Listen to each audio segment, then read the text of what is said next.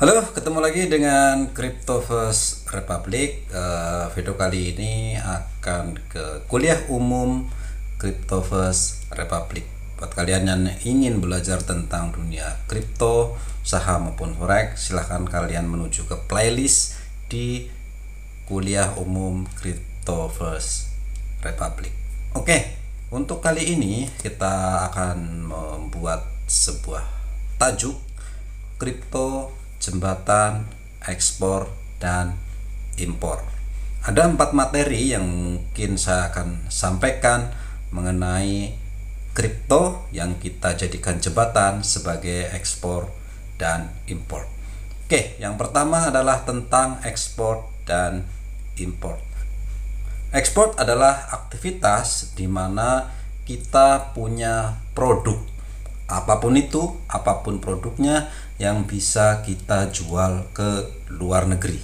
Pokoknya segala hal yang bisa kita jual ke luar negeri itu dikategorikan sebagai ekspor. Import adalah sebaliknya. Kita membeli sesuatu dari luar negeri. Itu adalah penjelasan sederhananya. Apa sih yang bisa kita jual ke luar negeri? Terserah produk apapun kalian bisa menjualnya. Oke, saya akan memberikan contoh tentang ekspor. Oke, kalian bisa lihat di website, kalian bisa ketik di Google adalah androaeroservice.com. Ini adalah aktivitas ekspor yang saya lakukan. Apa produk yang saya jual? Kalian bisa lihat di sana. Saya menjual ada beberapa komponen dari pesawat terbang, juga termasuk buku. Sebetulnya fokusnya adalah manual book. Jadi manual buku untuk mengerjakan repair maupun overhaul dari komponen pesawat terbang. Ini adalah yang saya coba jual. Bagaimana sih proses ekspor impor? Orang akan mencari di Google produk kita, ya apapun ya, kalian mencoba berusaha membuat produk yang menarik, kalian bisa membuat di website, kalian bisa masukkan ke TikTok, kalian masukkan ke YouTube, Facebook, dan lain-lain. Tentu saja kalau mau menjual produk ke luar negeri, kalian harus menggunakan bahasa Inggris. Itu adalah salah satunya. Jadi apapun itu ya, kalian coba gunakan bahasa Inggris lah, seperti ini. Tapi saya nggak bisa bahasa Inggris. Sekarang ada Google Translate. Ini juga saya belajar dari Google Translate. Tinggal contoh misalkan how to find your manual, how to payment, dan lain-lain lah. Ini juga menggunakan bahasa Inggris kan, seperti ini. Dia menggunakan website atau domain yang kita bisa buat sendiri. Kalau pakai Blogspot itu kan sebetulnya free. Kalian bisa membuat saja. Untuk ngawalin adalah Blogspot, itu gratis. Nanti kalau kalian sudah bisa membuatnya, kemudian kalian bisa konversi dari Blogspot ke com, ke ID, dan lain-lain. Itu mudah saja. Tahunannya sekitar 150.000 tanpa email. Kalau dengan email biasanya nyewa hosting di sekitar 300.000 per tahun. Itu untuk website. Kenapa harus website dibanding YouTube, kemudian Facebook, dan lain-lain?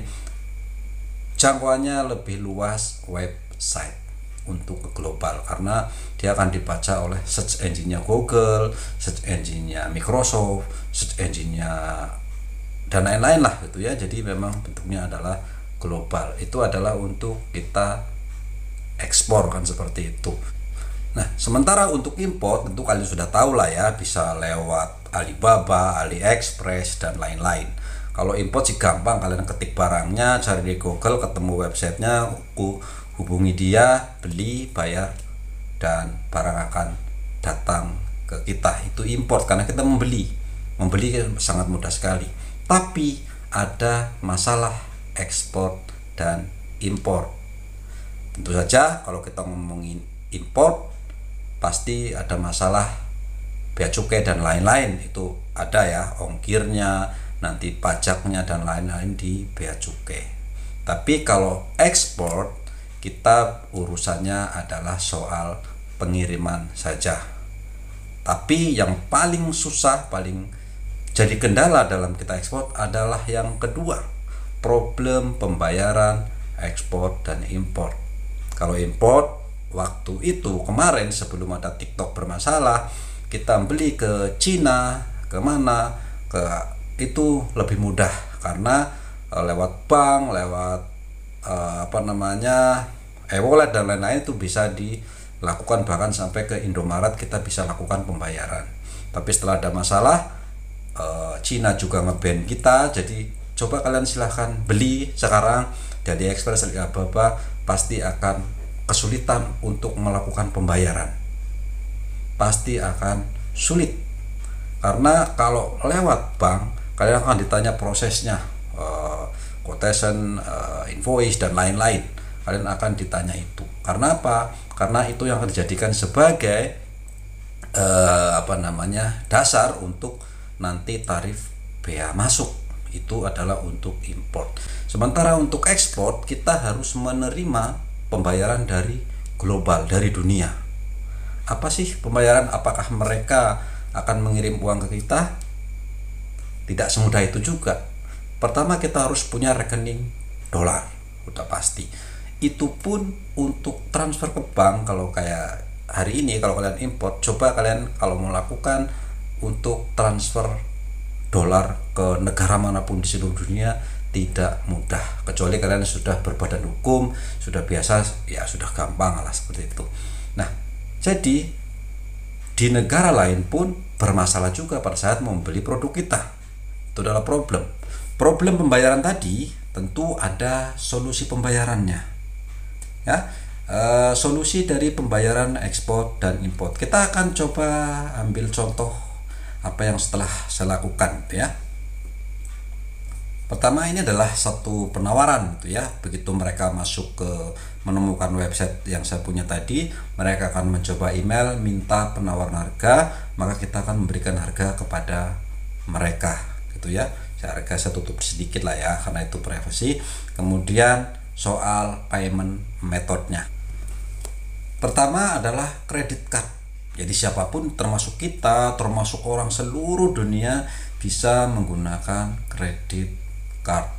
Pasti bisa ya, tetapi tidak semua individu punya credit card. Termasuk saya juga tidak punya credit card. Punya tetapi nilainya kecil.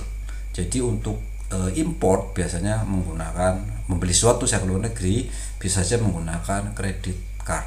Ya seperti itu. Itu adalah cara paling mudah, cara yang ada di dunia. Tapi lagi-lagi tidak semuanya. Yang kedua adalah PayPal. Jadi PayPal ini adalah seperti e-wallet, seperti Dana, seperti OVO dan lain-lain. Itu sama adalah e-wallet, cuman sifatnya global. Tapi lagi-lagi tidak semua juga punya akses ke PayPal, nggak semudah juga. Coba hari ini kalau kalian mau impor belanja, bagaimana cara memasukkan uang ke PayPal, cara deposit ke PayPal. Katakanlah kita tidak punya kartu kredit, kita bikin e-wallet bernama PayPal, bagaimana cara memasukkan uang ke PayPal?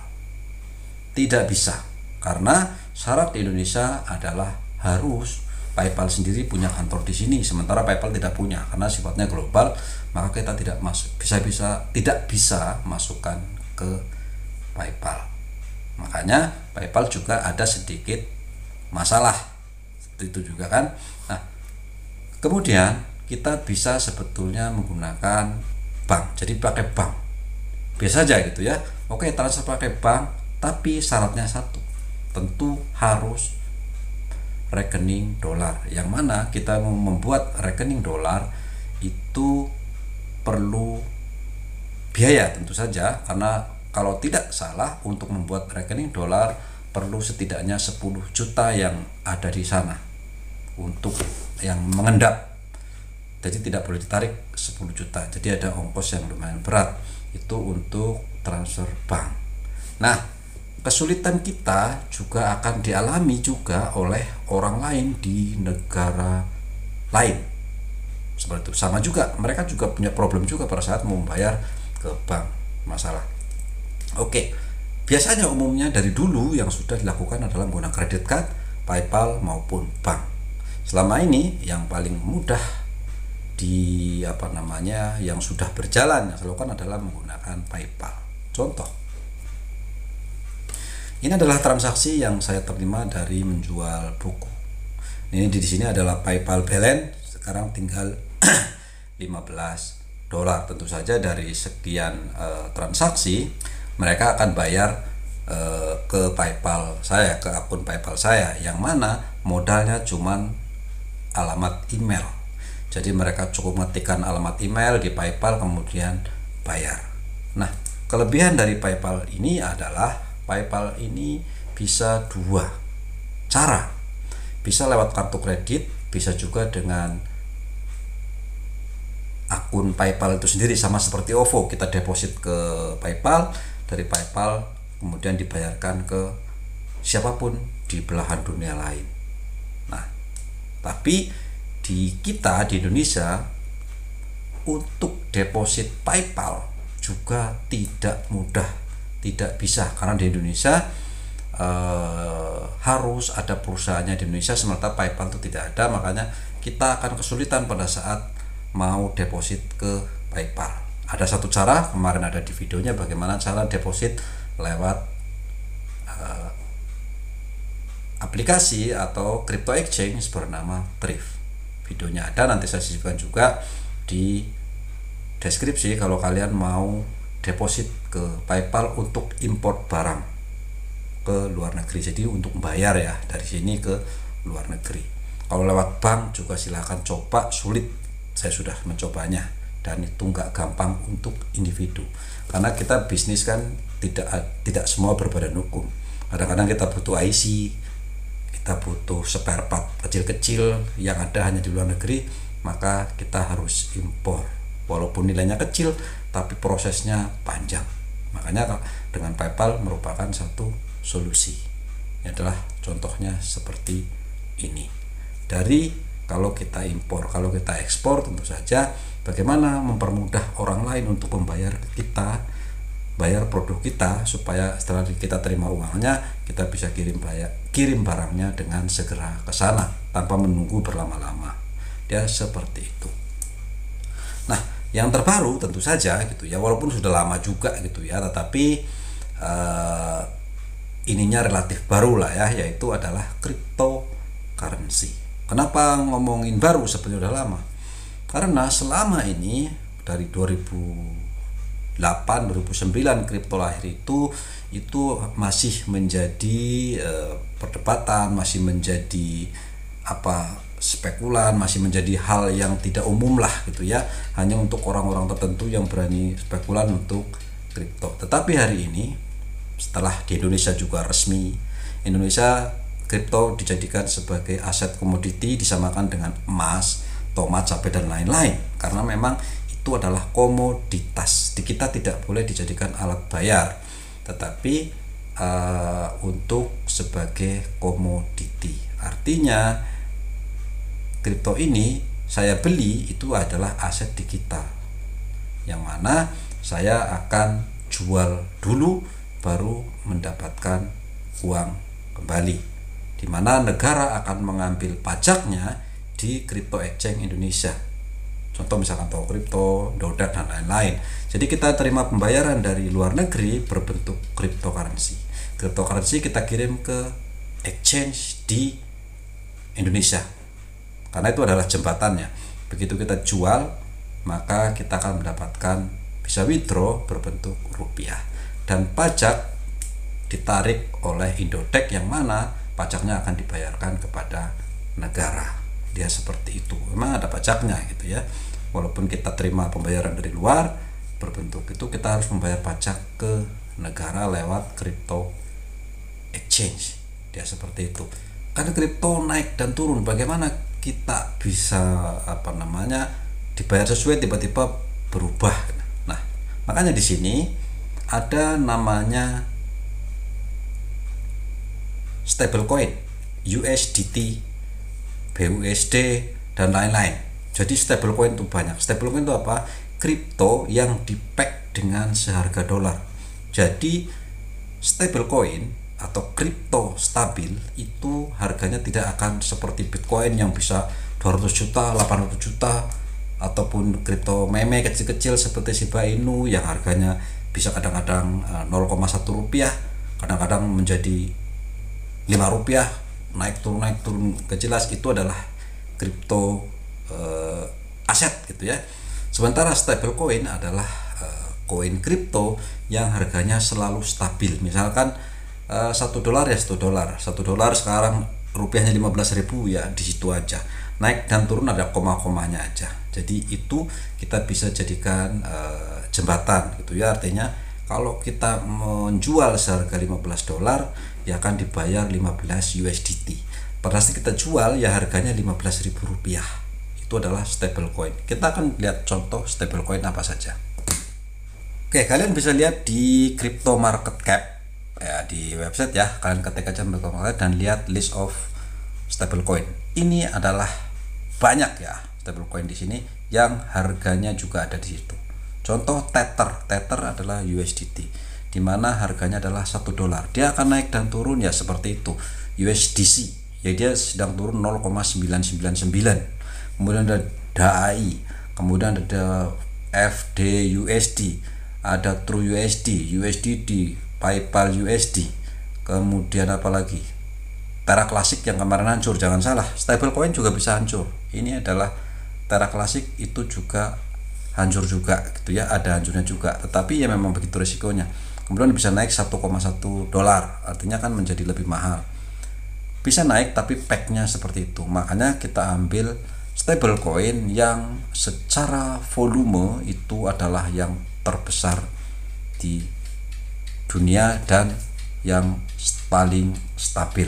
Biasanya adalah hari ini adalah USDT dan juga BUSD punya Binance. Itu seperti itu ya untuk cryptocurrency. Jadi bagaimana konsepnya kita melakukan pembayaran ke orang lain?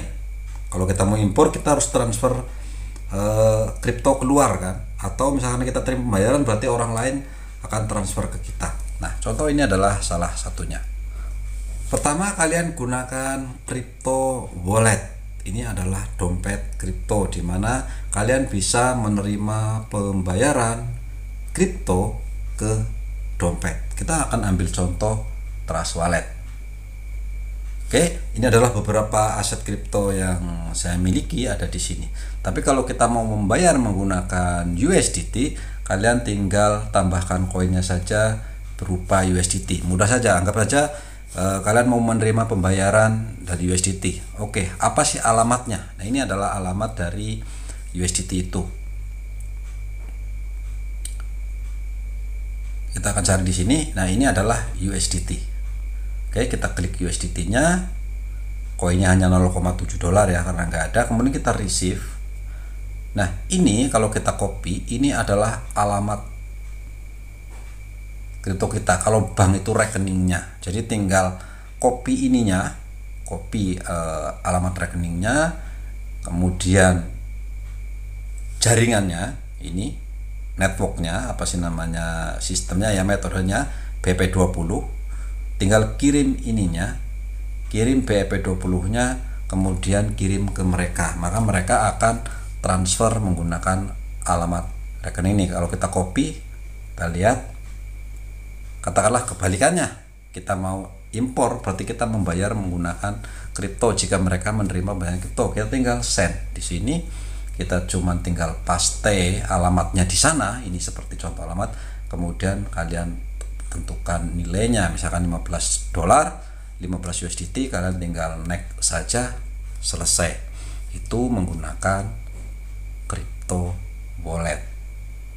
Kekurangan crypto wallet adalah dari sini kita tidak bisa menjadikan ini sebagai, atau kita tarik menjadi rupiah, itu tidak bisa. Satu-satunya cara adalah pindahkan dari sini ke crypto exchange atau tokonya kripto. Tokonya kripto tentu saja di Indonesia ada banyak yang resmi. Kebetulan saya hanya ada Indodax, Tokcrypto, dan Thrift. Ada banyak sekali toko kripto di Indonesia yang sudah resmi di bawah naungan pemerintah lewat Bapepti. Jadi itu betul-betul resmi, itu betul-betul sudah diawasi oleh negara. Artinya apa? Kita bisa saja gitu ya, nggak harus ke wallet supaya bisa langsung cepat isi duit. Kita ambil contoh satu saja.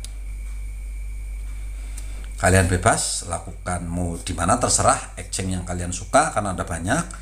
Kalian tinggal, ini sebagai contoh aja, kalian ke wallet di sini, Cloud Indodex, kemudian kalian pilih cari di sini, tinggal USDT aja, lah USDT, ini klik, kemudian kalian deposit, gitu ya, deposit. Tentukan jaringannya, ada banyak loh ya, TRC, BP dan lain-lain. TRC lebih ya ini soal harga fee-nya aja. Yang paling murah adalah BP atau dan TRC dan Tron. Ya paling mahal adalah ERC, itu jaringan Ethereum agak mahal. Jadi kalian bisa yang umum aja menggunakan BP20, kemudian kirim ininya.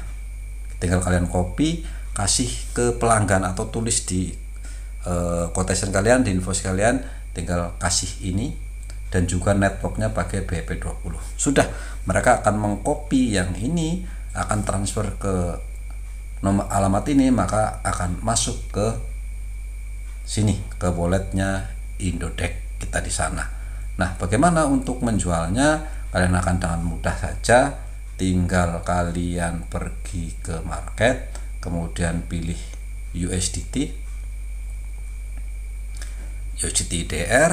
Harganya sekarang adalah 15.700. Artinya kalau kalian mendapat pembayaran $1 akan seharga ini. Kalian tinggal sell, market order, sell, maka kalian akan menjadi rupiah di sini.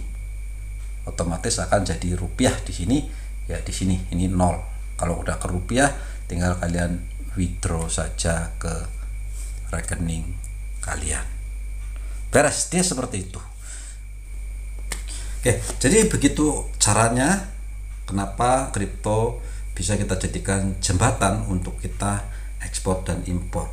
Mungkin kita impor untuk membeli barang ke luar negeri yang mana pembayaran kita selalu problem, kita bisa menggunakan kripto. Tinggal kita tanya saja, apakah kalian menerima pembayaran kripto?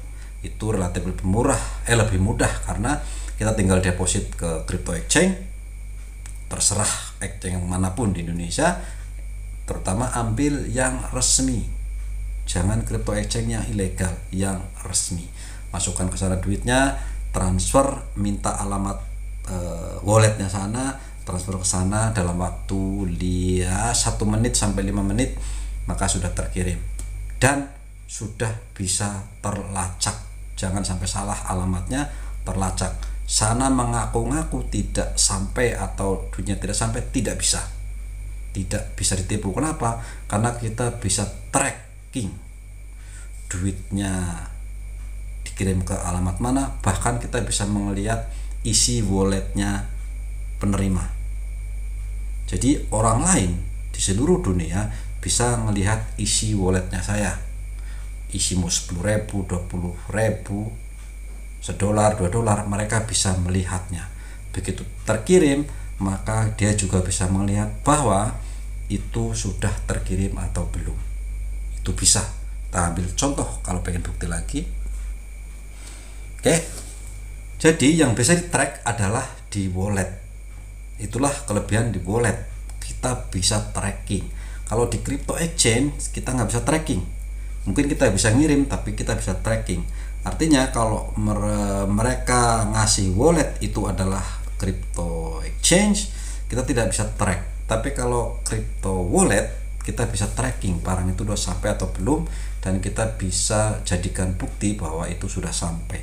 Ada tanggalnya, ada jamnya, ada bahkan hashnya sudah semuanya adalah seperti itu. Kita ambil contoh lah ya. Kita akan misalkan saya sudah mengirim, misalkan orang lain gitu ya, orang lain bisa tiba-tiba transfer ke saya menggunakan Shiba. Ternyata saya mengaku-ngaku, oh belum sampai bos, Anda bayar betul atau tidak, katakanlah saya mau menipu gitu ya. Contoh, mereka bisa ngelihat, tinggal copy saja copy alamatnya saya ini tadi, copy, bawa ke website,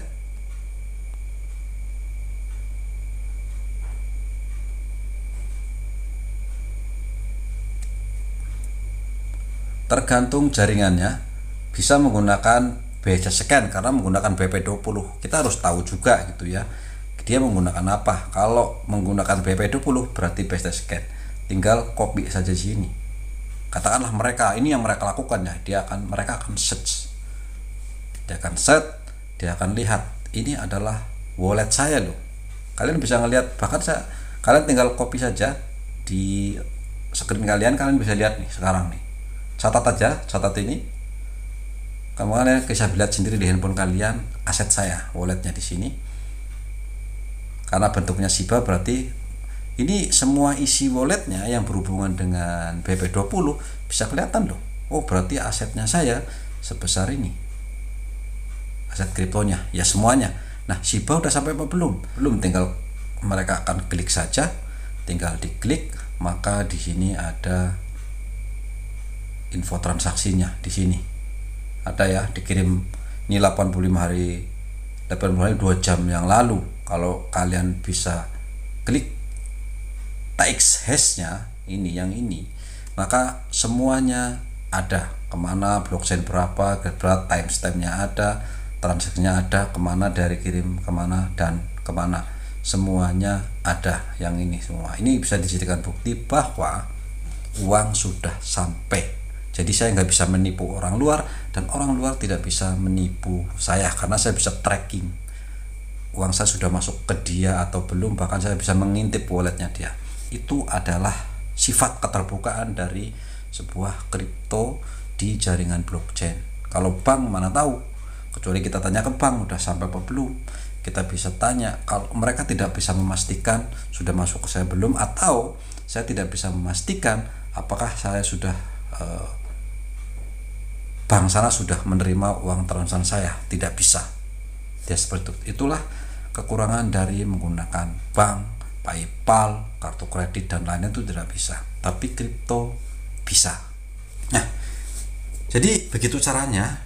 Nah sekarang bagaimana potensi dan masa depan kripto di Indonesia? Sekarang sudah ada aturannya.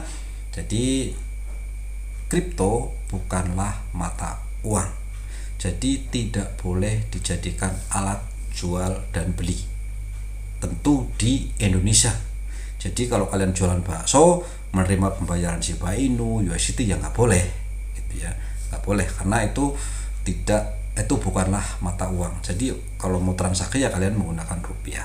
Tetapi kalau sekedar jembatan untuk dari luar negeri supaya membeli barang kita, tentu Indonesia akan diuntungkan karena kita akan mendapatkan dolar, kan seperti itu. Jadi dimana kalau semakin banyak dolar masuk ke Indonesia, rupiah akan semakin menguat, dimana nanti nilai tukarnya dia akan turun karena kita stoknya dolar banyak ya, negara diuntungkan dari aktivitas ekspor kita. Semakin kita banyak impor, semakin dolar langka karena orang berebut untuk membayar bentuk dolar, maka uang rupiah kita akan semakin melemah, dengan tanda adalah semakin naik nilai tukarnya. Jadi kalau dolar naik, bukan dolarnya ya, rupiah yang naik 15.000, 16.000, itu pertanda buruk. Artinya kalian lebih suka impor. Jadi dolar buat rebutan. Saking langkanya dolar, maka secara rupiah dolarnya itu naik. Orang semakin berani membayar 15.000, berani membayar 16.000, 17.000, bahkan bila perlu karena kita butuh beli untuk keluar negeri, maka rupiah akan semakin tinggi, dolarnya semakin mahal. Bukan kalau kita eksportir, oke, makin besar nilai tukarnya, kita akan duit makin banyak. Tapi sebagai importer kalian rugi. Kan lebih baik harga di sana $10 kita bayar 100.000 daripada hari ini 150.000, karena harga nilai tukarnya adalah 15.000. Seorang eksportir secara tidak langsung mendoakan rupiah itu makin buruk, nilai tukar makin besar, makin dapat untung banyak. Seperti itu. Importir sebaliknya, kalau kita membeli tentu makin murah, makin baik untuk impor. Tetapi dolar itu yang mengontrol adalah kita semua se-Indonesia. Dimana kalau dolarnya melimpah ruah banyak di Indonesia, turis datang, kita banyak ekspor, banyak jualan segala macam keluar, dolar banyak, lah buat apa? Ya di Indonesia otomatis akan makin murah. Kita nggak perlu dolar kok, ngapain kita harga dolar naik, buat apa gitu? Karena dolar itu naik adalah jika kita semua, seluruh Indonesia termasuk negara, tidak butuh sangat membutuhkan dolar, sementara dolarnya sedikit. Kita tidak bisa mencetak sendiri, kita tidak bisa membeli dolar begitu aja. Jadi untuk masukkan dolar adalah dengan cara kita mengekspor sesuatu. Salah satunya adalah kita sebagai individu melakukan ekspor produk yang kita punya. Jadi itu untuk negara juga ke depan. Nah, potensi dari kripto sendiri adalah pada saat negara sudah melegalkan kripto, terutama untuk menjualnya, maka itu berpotensi dan punya potensi dan masa depan yang lebih baik, di mana nanti di masa depan orang akan lebih kenal kripto, orang sudah tahu di mana menjual kripto, di mana membeli kripto dan lain-lain. Dan juga yang penting adalah kita menjualnya di Crypto Exchange Indonesia, sudah pasti, karena kita akan withdraw kan, pasti kan, dari kripto kita harus jual di sana, kemudian ditarik itu kita sudah dikenai pajak di exchange-nya gitu ya. Jadi kalau kita dapat uang dari luar negeri berupa kripto, maka begitu dijual kita akan dikenakan pajak. Yang membayar pajaknya adalah Crypto Exchange resmi di Indonesia. Dia seperti itu. Dan apa indikasi masa depan kita lebih baik selain di Indonesia yang sudah resmi? Di Amerika, di seluruh dunia, terutama Amerika sebagai tolok ukur, di mana dia adalah sebagai pusatnya perdagangan finansial dunia. Apapun itu, Amerika adalah tempat negara lain untuk melihatnya. Di mana di Amerika sekarang sudah dilegalkan, sudah diperbolehkan, tentu sama saja, bukan jadikan mata uang tetapi sebagai aset komoditas. Karena sekarang sudah ada lebih dari 10 perusahaan yang menjual ETF dari Bitcoin. Perusahaan raksasa BlackRock sudah dapat izin untuk menjual ETF Bitcoin, dan termasuk kripto sendiri boleh dijual di Amerika dengan bebas, sama seperti di Indonesia. Tetapi sekali lagi itu bukan alat pembayaran yang sah, bukan dijadikan sebagai alat bayar. Itu kenapa kita menerima pembayaran dari luar negeri, itu adalah jembatan, dimana supaya memudahkan orang di luar negeri transfer ke kita dalam bentuk kripto, kemudian kita jual. Negara akan mendapatkan, sekali lagi, dapat pajak daripada kripto exchange tersebut. Karena kita menjual di sana, maka setiap rupiah, setiap dolar yang kita jual akan ditarik pajaknya dan akan dibayarkan lewat exchange. Dia seperti itu. Oke guys, itu ya untuk kuliah umum kripto kali ini. Buat kalian yang ingin belajar lebih banyak, silahkan ada di playlist baik kripto, saham maupun forex. Kalian bisa belajar manapun, terserah yang kalian minati. Sekian saja, terima kasih dan bye bye.